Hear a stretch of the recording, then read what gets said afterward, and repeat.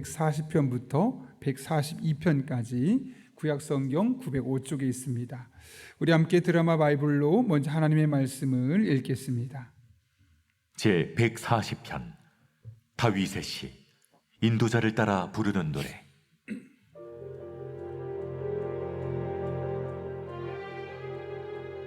여호와여, 악인에게서 나를 건지시며 포악한 자에게서 나를 보존하소서.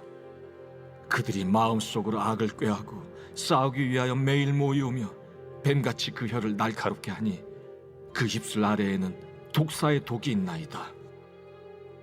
여호와여, 나를 지키사 악인의 손에 빠지지 않게 하시며 나를 보존하사 포악한 자에게서 벗어나게 하소서. 그들은 나의 걸음을 밀치려 하나이다. 교만한 자가 나를 해하려고 올무와 줄을 놓으며 길 곁에 그물을 치며 함정을 두었나이다.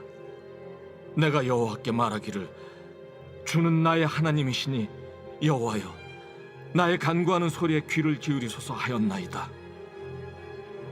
내 구원의 능력이신 주 여호와여, 전쟁의 날에 주께서 내 머리를 가려주셨나이다.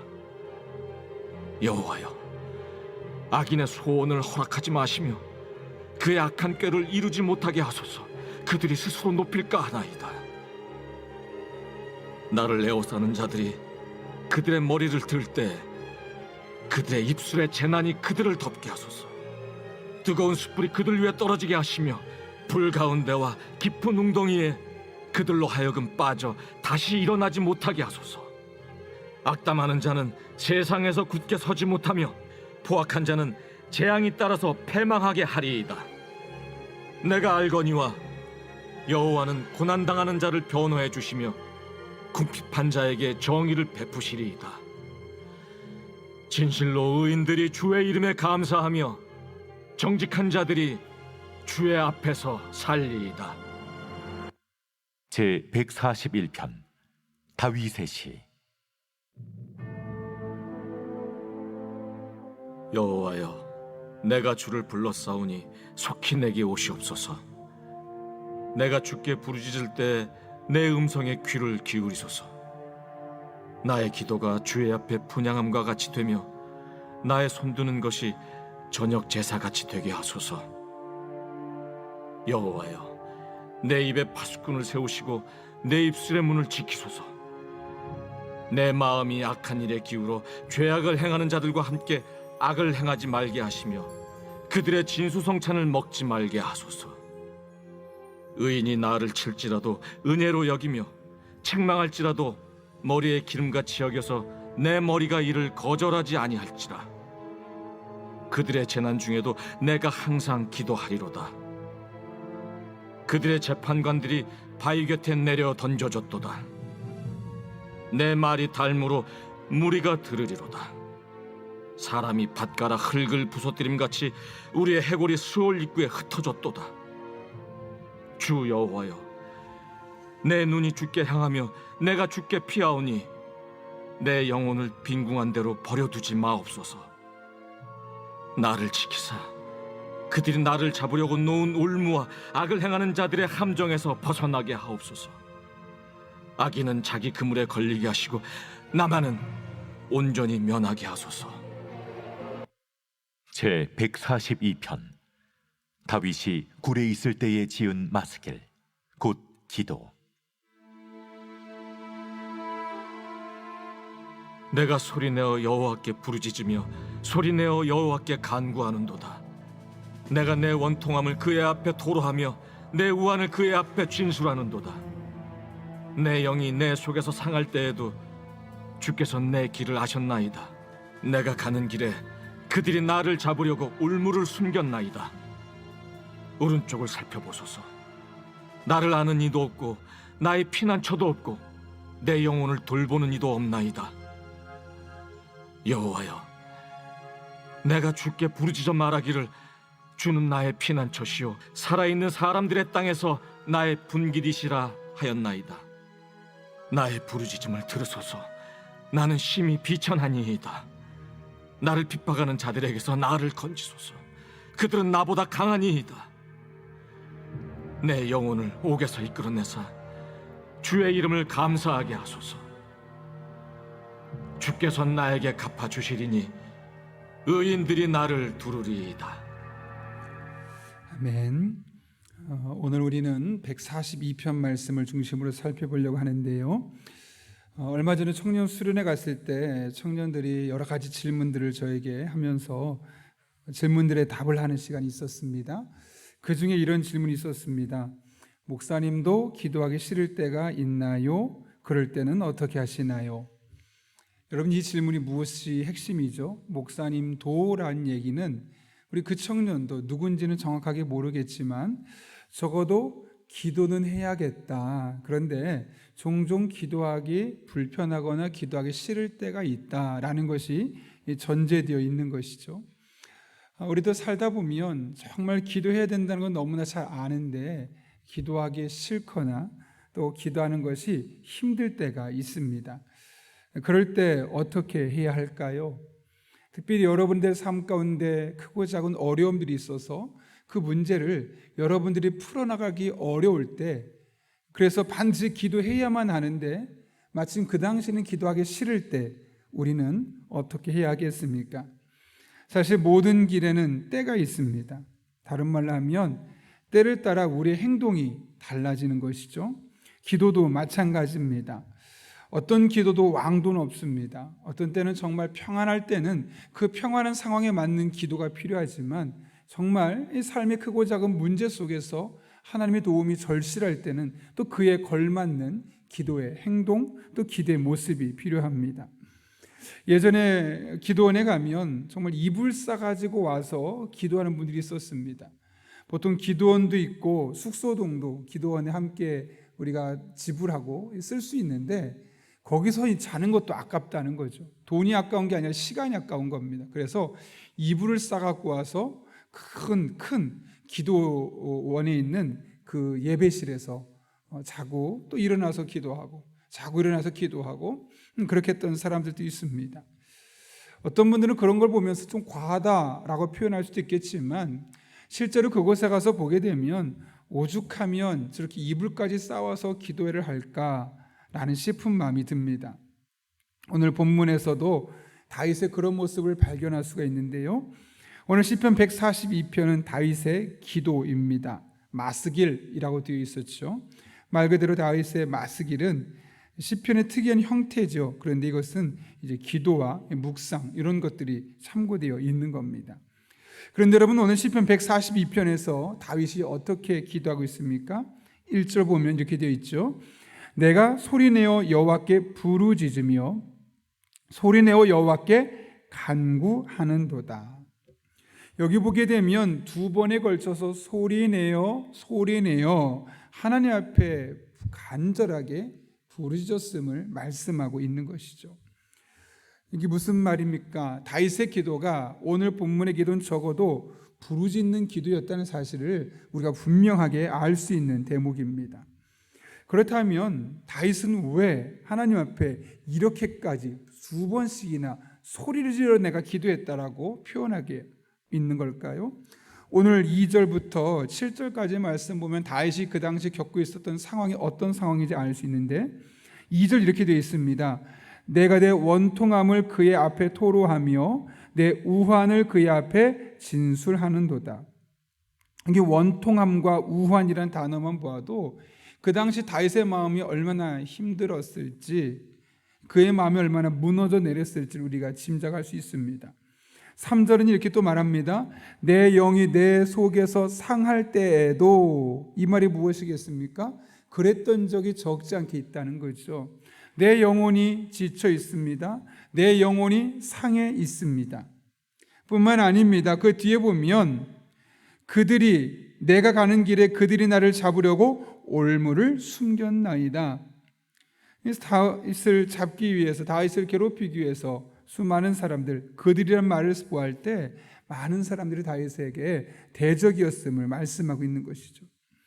여기까지는 지극히 개인적인 문제처럼만 보입니다. 그냥 내 안에 있는 원통한 마음, 또 우환 속에서 했던 그런 마음. 그런데 여러분 4절 보면 더 큰 문제가 있습니다. 뭐라고 말합니까? 같이 한번 읽어볼까요? 시작. 오른쪽을 살펴보소서. 나를 아는 이도 없고 나의 피난처도 없고 내 영혼을 돌보는 이도 없나이다. 이렇게 곤란한 지경에 빠져 있는데 나를 알아주는 사람도 없고, 그래서 내가 피할 곳도 피난처도 없고, 내 영혼을 돌봐주는 영적인 스승이 되거나 좀 더 영적인 높은 위치에 있어서 그의 영혼을 케어해주고 돌봐주시는 사람이 없다는 거죠. 교회를 따지면 교회를 왔는데 내가 신앙생활하면서 힘든 일이 있었는데 성도 중에 아무도 나에게 이런 도움의 손길이 없다는 겁니다. 심지어 구역장도 오이코스 인도자도 나의 리더급에 속하는 분들도 나의 영혼을 돌아보는 사람이 없을 정도로 교회 안에서, 공동체 안에서 이런 고독함과 외로움까지 함께 느끼고 있었던 것이죠. 뿐만 아닙니다. 그들의 정체가 나오는데요, 6절을 보게 되면 이렇게 되어 있습니다. 나의 부르짖음을 들으소서. 나는 심히 비천하니이다. 나를 핍박하는 자들에게 나를 건지소서. 그들은 나보다 강하니이다. 그러니까 다윗을 괴롭혔던 사람들은 다윗보다 영향력 있고 힘 있는 사람들이었다는 것이죠.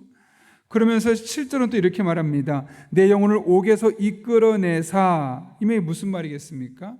그 영혼이 마치 감옥에 갇힌 것과 같았다라는 겁니다. 정말 지옥 같은 영혼의 순간을 그가 느끼고 있었다는 거죠. 영혼이 늘 살아있고 늘 성령 충만하고 찬송 부르면 저절로 막 소리에 입에서 찬송이 불러져 나오고, 기도하자고 안 했는데도 막 기도하고 싶고, 매일매일 말씀 읽는 것이 나의 삶의 가장 큰 이유고 존재 목적이라고 이야기하고, 막 이렇게 모든 나의 영혼이 정말 충만해서 눈물 나고 행복하고 이 모든 일들이 하나님 안에서 되어지고 있다면 너무나 감사한데, 영혼이 지옥 같다는 얘기는 뭘까요? 정반대라는 거죠. 찬송해도 감성이 없고, 말씀을 들어도 내 마음이 움직이지 않고, 기도해야 되는데 기도하기 싫고, 교회 나오는 것 자체가 귀찮고, 모든 신앙생활이 나에게 즐거움을 주기보다는 마치 나를 올가매는 장애물처럼 느껴지는 그런 영혼의 지옥에 빠져있는 상태를 그가 느꼈다는 겁니다. 여러분, 지금 다윗의 이 감정이, 다윗의 느낌이 어떨지 마음에 전해져 옵니까? 말 그대로 사면초가라고 말할 정도로 이곳저곳에서 그의 영혼과 그의 육체의 이 모든 것을 괴롭히고 있는 그런 상황 속에서 그가 어떻게 기도할 수밖에 없었겠습니까? 소리내어 부르짖으며 소리내어 간구할 수밖에 없었던 거죠. 다윗은 이렇게 곤란한 상황에서 하나님께 부르짖으며 기도했다고 1절에서 말하고 있습니다. 여러분, 다윗이 이렇게까지 기도할 수 있었던 이유는 무엇 때문이겠습니까? 그의 안에 어떤 분명한 믿음이 있었겠죠. 나의 이런 곤란한 상황 속에서 내가 이렇게 소리지어서 부르짖으면 하나님이 들으실 거다. 만약 그런 믿음이 없었다면 그는 절대로 소리 지르지 않았을 겁니다. 오히려 소리 지른 사람한테 뭐라 했을 겁니다. 조용히 하라고, 하나님 꼭 소리 크게 해야지만 들으시는 거 아니라고, 쓸데없는 짓 하지 말라고, 아마도 그렇게 핀잔을 주었을지 모르겠습니다. 그러나 적어도 그의 마음속에는 이런 곤란한 상황 속에서 내가 이 문제에서 풀어낼 수 있는, 해결될 수 있는 방법은 소리내어 여호와께 부르짖는 것이다 라고 생각했던 것이죠. 그 안에 있었던 믿음 때문입니다. 어떤 믿음인지 5절 말씀 같이 한번 읽겠습니다. 시작. 여호와여,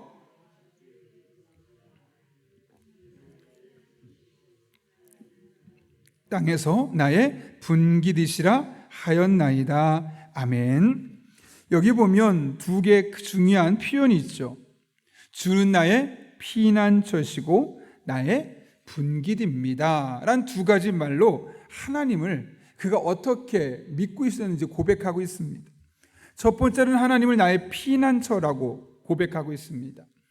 히브리어 원문 성경 보게 되면 마쉐라는 단어인데요, 이 피난처는 보통 상징적인 의미로 쓰이는데 어떤 뜻을 갖고 있냐면, 하나님은 나의 희망입니다. 하나님은 내가 신뢰할 만한 대상입니다. 그럴 때 보통 피난처라는 말을 쓴다는 거죠. 그래서 재밌게도 영어 성경에도 똑같이 이 피난처라는 말을 어디에서는 trust, 신뢰한다, 믿다라는 단어를 쓰기도 하고 어떤 때는 hope, 희망하다, 소망하다라는 단어를 쓰기도 합니다. 그러니까 주는 나의 피난처입니다. 이 말은 무슨 말일까요? 난 하나님 믿습니다. 하나님만이 내 인생의 소망 되심을, 이 세상은 나를 절망으로 자꾸 밀어가고 나를 절망적인 상황으로 나를 인도하지만 하나님 안에 들어가면, 하나님이 함께 하시면 그 절망도 반드시 소망이 될 것이라 믿습니다. 이런 그의 믿음의 고백이 주는 나의 피난처이십니다 라는 이 단어 하나에 이 짧은 믿음의 고백 속에 담겨 있다는 것이죠. 뿐만 아니라 주는 나의 분깃이라고 했습니다. 분깃은 할레크라는 단어인데요, 나에게 할당된 목 혹은 유산이라는 말입니다. 여러분, 이스라엘 백성들에게 유산은 우리네 유산과 조금 다릅니다. 우리는 유산을 마음대로 팔면 그게 끝이지만 이스라엘 백성들에게 분깃, 즉 그 사람에게 나누어 준 이 하나님의 유산은 절대로 사라지는 게 아닙니다. 그래서 혹여나 가난해서 혹은 여러 가지 이유로 인해서 어쩔 수 없이 나의 땅을 팔게 되면 어떤 일이 생깁니까? 희년이라는 제도가 있죠. 50년 차가 될 때 그 땅을 다시 돌려주는 겁니다. 그래서 왜 그 땅을 돌려주느냐? 비록 네가 가난해서 어쩔 수 없어서 이 땅을 팔 수밖에 없었지만 이 땅은 하나님의 땅이고 이 땅은 하나님이 너에게 준 땅이다.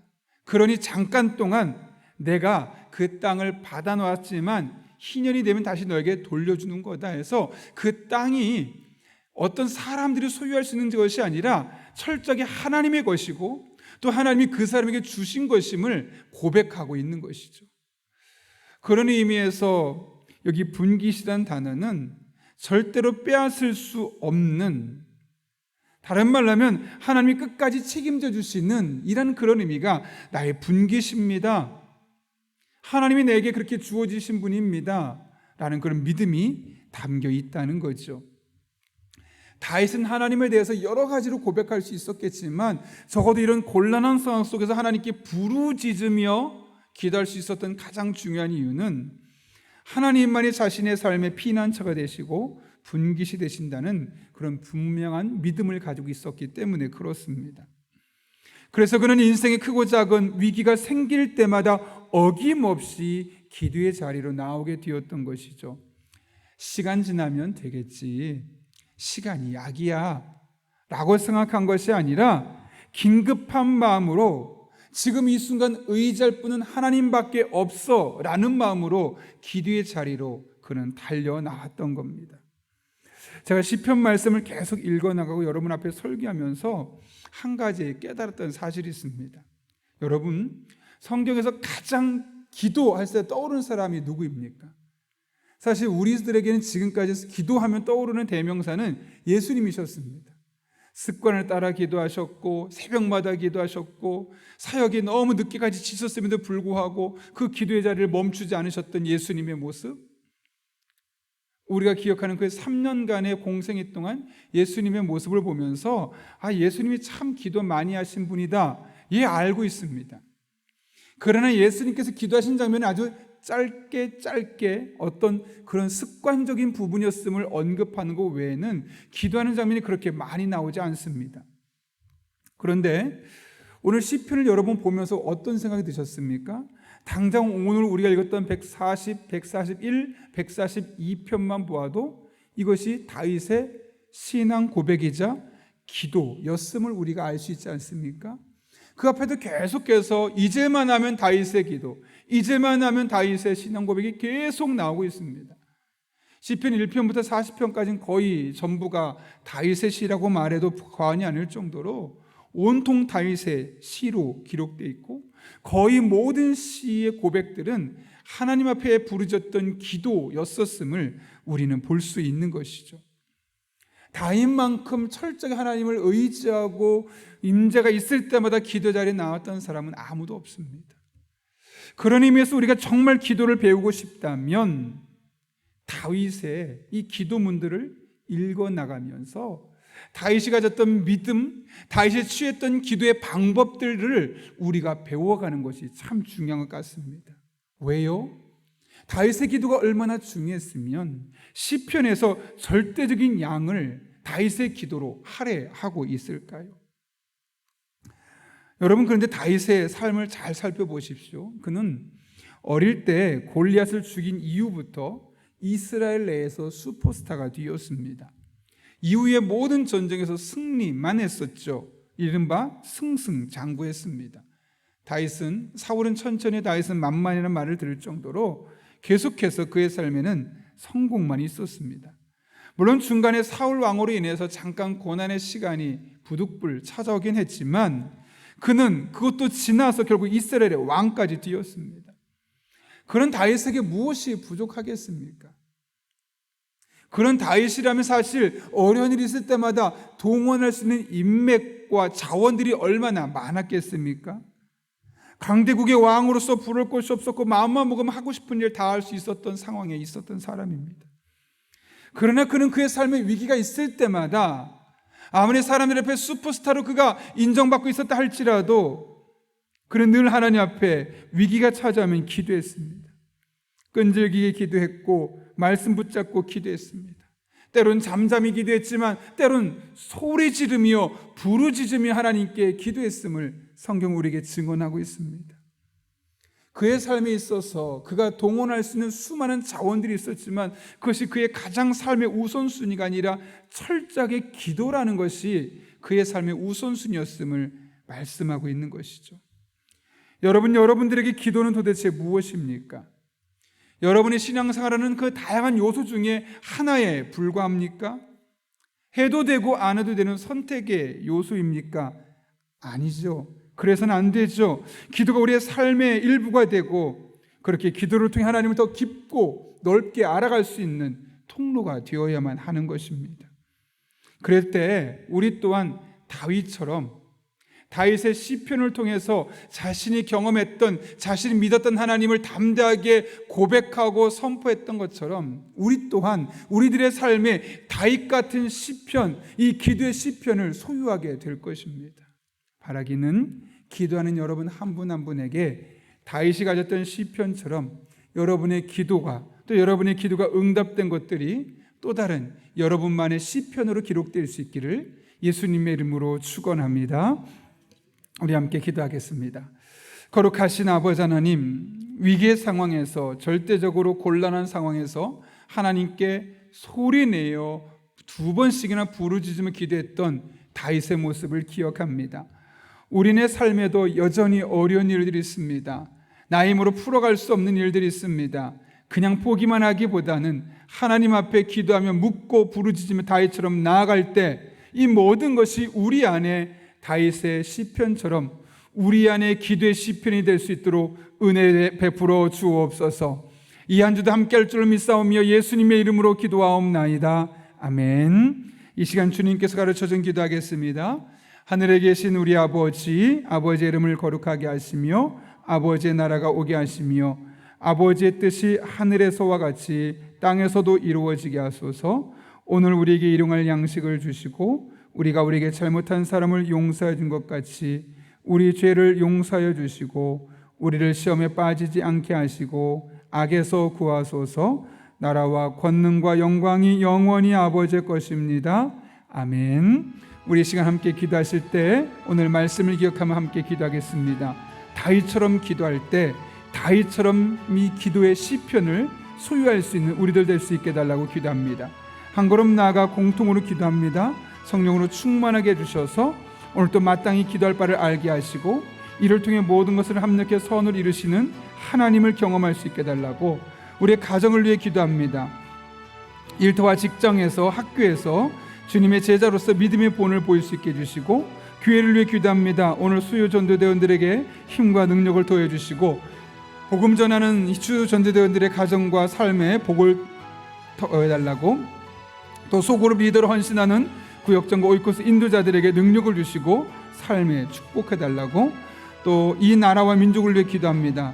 하나님께서 만드신 이 자연을 보호하고 사랑할 수 있게 해주시고 또 약하고 곤란 지경에 있는 사람들을 위해 우리가 함께 도움의 손길로 나아갈 수 있게 해달라고 여러분이 가져온 기도 제목과 기도가 필요한 분들을 위해서 함께 기도하며 나아가겠습니다. 거룩하신 아버지 하나님, 오늘도 우리를 불러주신 은혜 감사합니다. 하나님을 바라봅니다. 찬양합니다. 의지합니다. 신실하신 하나님께서, 살아계신 하나님께서 우리 성도 한 사람 한 사람의 삶 가운데 오늘도 친히 함께 해주셔서 이 하나님의 은혜를 함께 경험하게 하시고 간증하게 하시고 하나님 앞에 영광을 드릴 수 있도록 주님 인도하여 주옵소서. 이 순간 하나님의 은혜로 살아가는 자들입니다. 은혜 아니면 살아갈 수 없는 이들입니다. 이 시간 우리를 성령으로 충만하게 인도해 주셔서 하나님의 은혜에 목마른 사슴 시냇물을 찾듯 갈급한 심령으로 나아가게 하시고 그럴 때마다 하나님의 도우심을 경험하고 하나님의 능력을 경험하고 하나님과 함께 영적으로 호흡하며 나아갈 수 있도록 주님이 역사하여 주옵소서. 은혜 아니면 하나님의 도우심이 아니면 살아갈 수 없기에 다윗처럼 소리내어 기도합니다. 하나님, 우리의 가정을 위해 기도합니다. 우리의 자녀들을 위해 기도합니다. 배우자를 위해 기도합니다. 부모님을 위해 기도합니다. 예수 믿지 않는 이들 예수 믿게 도와주시고 우리의 삶에 있는 크고 작은 문제들 가운데 친히 개입해 주셔서 하나님의 도우심과 하나님의 지혜로 말미암아 해결받았음을 간증할 수 있는 복된 성도들의 삶 되게 하여 주옵소서.